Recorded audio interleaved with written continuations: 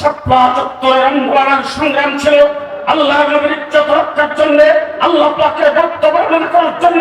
আমরা সেখানে উদযাপন করেছিলাম, নামাজ পড়েছি, জিকির করেছি, মোনাজাত করেছি, কান্নাকাটি করেছি। সেই জায়গায় কোনো অনৈতিক কার্যক্রমে লিপ্ত ছিলাম না। আমরা সেখানে আল্লাহর জামাত সেখানে হাজির হয়েছিল পাখির মতো গুলি করে। যারা শাপলা চত্বরে আলেমকে হত্যা করেছে তাদেরকে মাটির নিচ থেকে ধরে হলেও ফাঁসির কাস্তে তুলতে হবে।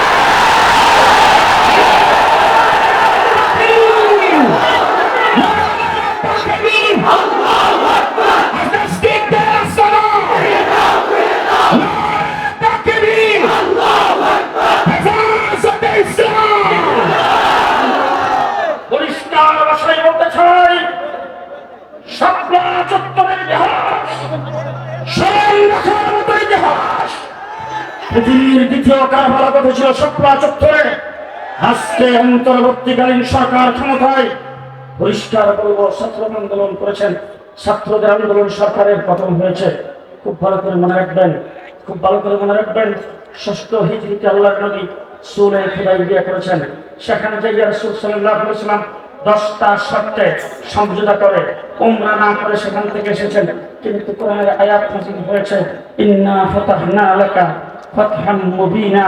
6ষ্ঠ হিজরিতে সুলে হয়েছে, ফতে কিন্তু হয় নাই। কিন্তু আল্লাহ ঘোষণা করেছেন ফতে মুবিনের কথা। পরিষ্কার ভাষায় ছাত্র জনতাকে বলতে চাই, 2013 সালে শাপলা চত্বরে আলেমুলামায়ে কেরামের রক্তে স্বাধীনতার ঘোষণা হয়েছে। সেখানে ফতের ঘোষণা হয়েছে, বিজয়ের জন্ম হয়েছে 2024 সালে। আবু জাহেল রাসূলকে মাজনুন বলেছেন, পাগল বলেছেন, কিন্তু মিথ্যাবাদী বলতে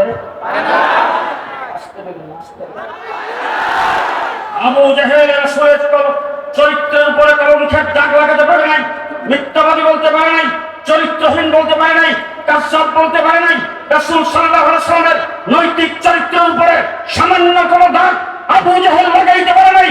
আবু জাহেল রাসূলকে মৃত্যু বলে, রাসূলকে চরিত্রহীন বলে গালি দিতে পারে নাই। বাংলাদেশের বড় দল নাস্তিক আর মুক্তাদিরা রাসূলকে চরিত্রহীন বলে গালি দিয়েছে।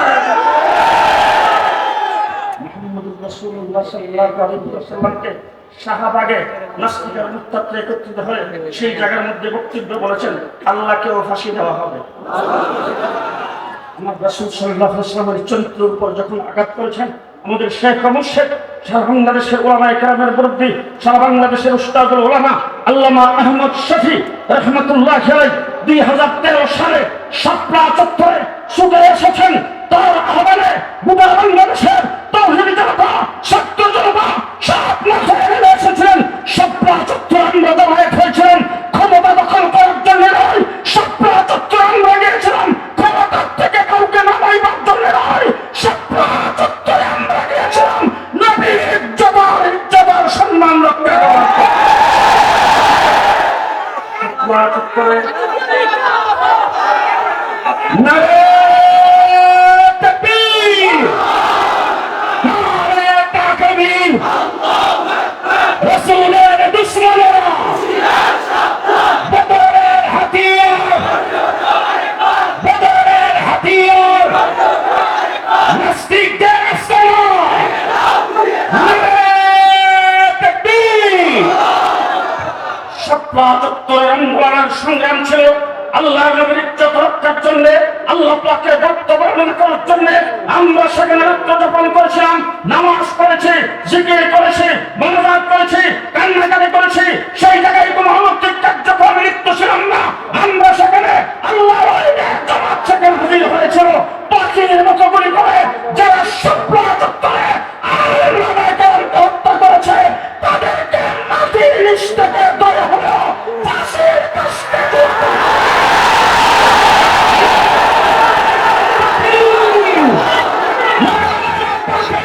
আল্লাহু আকবার, নাস্তিকদের আস্তানা,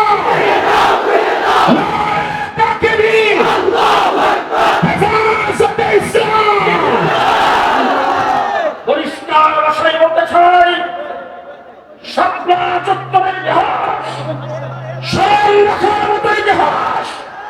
পৃথিবীর দ্বিতীয় কারবালা ঘটেছিল শাপলা চত্বরে। আজকে অন্তর্বর্তীকালীন সরকার ক্ষমতায়, পরিষ্কার বলবো ছাত্র আন্দোলন করেছেন, ছাত্রদের আন্দোলন সরকারের পতন হয়েছে। খুব ভালো করে মনে রাখবেন, খুব ভালো করে মনে রাখবেন, ষষ্ঠ হিজরিতে আল্লাহর নবী সুলে হুদাইবিয়া করেছেন। সেখানে যাইয়া রাসূল সাল্লাল্লাহু আলাইহি ওয়াসাল্লাম 10টা শর্তে সমঝোতা করে উমরা না করে সেখান থেকে এসেছেন। কিন্তু কোরআনের আয়াত নাযিল হয়েছে, ইন্না ফাতাহনা লাকা ফাতহাম মুবিনা। ষষ্ঠ হিজরিতে সুলে হয়েছে, ফতে কিন্তু হয় নাই। কিন্তু আল্লাহ ঘোষণা করেছেন ফতে মুবিনের কথা।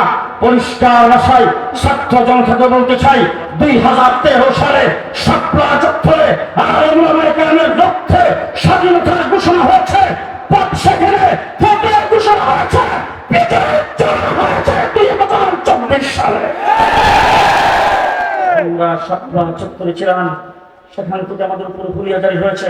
আল্লামা বাবনগরী সাহেব টাকরা নওজোয়ান মানুষ, তাকে অ্যারেস্ট করে রিমান্ডে নেওয়া হয়েছে। তিনি সেখান থেকে হুইল চেয়ারে বের হয়েছেন। জীবনে কোনোদিন সোজা হয়ে দাঁড়াতে পারে নাই।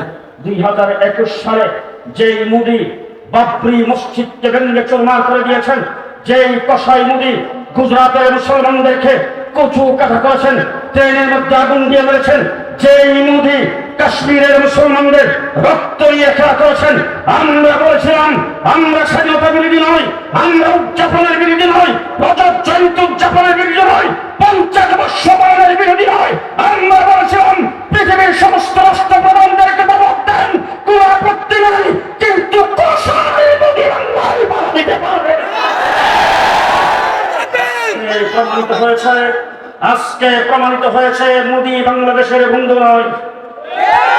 আজকে প্রমাণিত হয়েছে ভারত বাংলাদেশের বন্ধু নয়। যদি ভারত বাংলাদেশের বন্ধু হতো, সেই শেখ হাসিনা লন্ডনে আশ্রয়ের জন্য চেয়েছে, লন্ডন থেকে আশ্রয় দেয় নাই, ব্রিটেন আশ্রয় দেয় নাই, ইউরোপের কোন রাষ্ট্র দেয় নাই, আমেরিকা থেকে আশ্রয় দেয় নাই। যেই মোদী, যেই ভারত শেখ হাসিনার মতো একটি বিশেষ জালেম লুটেরা সরকারকে, যার হাত বাংলাদেশের বিহার রক্তে দিয়ে পূজা, যার হাত শাপলা চত্বরের রক্তে পূজা, তাকে যে আশ্রয় দিয়েছে, সে বাংলাদেশে বন্ধ হতে পারে না। পরিষ্কার ভাষায় বলবো, পরিষ্কার ভাষায় বলবো, শাপলা চত্বরে হাজার হাজার মানুষ মারা গেছেন। 57 জন আর্মি অফিসার মারা গেছে। 2021 সালে আমার 21 ভাই শাহাদাত বরণ করেছে। 13 মাস রিমান্ডে ছিলাম, 2 বছর কারাগারে ছিলাম। মাওলানা মামুনুল হক 3 বছর পরে বের হয়েছে। হাজার হাজার ওলামায়ে কেরামকে জেলখানার ভিতরে ঢোকানো হয়েছে। আল্লামা হুজুর দামাত বরকাতুহু তার 4টা সন্তানকে জেলখানার ভিতরে বলে নির্যাতন করেছেন। ওনার উপর টর্চার ইনকাম করা হয় নাই, রাস্তায় ওনার উপর আক্রমণ করা হয়েছে, উনি রক্তাক্ত অবস্থায় হাসপাতালে এসেছেন, এরপরও কোনোদিন মাথা মতো করি নাই।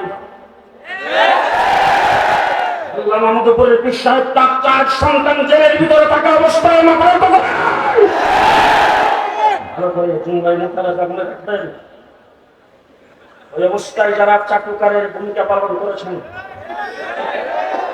যারা পেশা বিক্রি হয়েছে, যারা চাটুকারিতা করেছে, সরকার প্রশাসনের চাচ্ছে তাদেরকে চিহ্নিত করে রাখতে হবে। বাংলাদেশে নতুন সূর্য উদিত হয়েছে। গত 15 বছর যারা নির্যাতিত হয়েছিল, যারা পেটের মধ্যে পাথর দেবে, যারা বুকটান করে আবু সাহেবের মতো করে 15 বছর লড়াই করেছেন, জেল জুলুম হুলিয়া মুখ করেছেন, রক্ত দিয়েছেন, তাদেরকে ঐক্যবদ্ধ হয়ে দেশকে আন্দোলনে আনতে হবে, দেশকে আন্দোলনে আনতে হবে। আমি সাথে বন্ধুগণ শেষ করে আপনাদের সাথে বলছি, শেখ হাসিনা আজকে ভারতে আশ্রয় নিয়েছেন, মোদী তাকে আশ্রয় দিয়েছে। পরিষ্কার অন্তর্বর্তীকালীন সরকারকে বলবো, শেখ হাসিনাকে বাংলাদেশে ফিরিয়ে আনা হোক, শেখ হাসিনাকে বাংলাদেশে ফিরিয়ে আনা হোক। হাইকোর্টের সাংবাদিক ফাঁসির কাজটা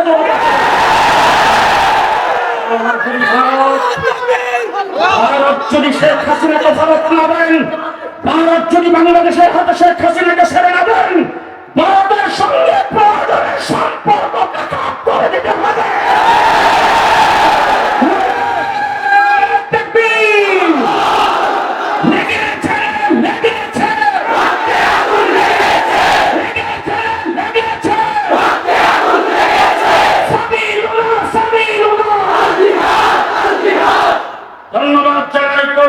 মাদ্রাসার ছাত্রদেরকে, স্কুল কলেজ ইউনিভার্সিটির ছাত্ররা বৈষম্য বিরোধী আন্দোলন করেছেন।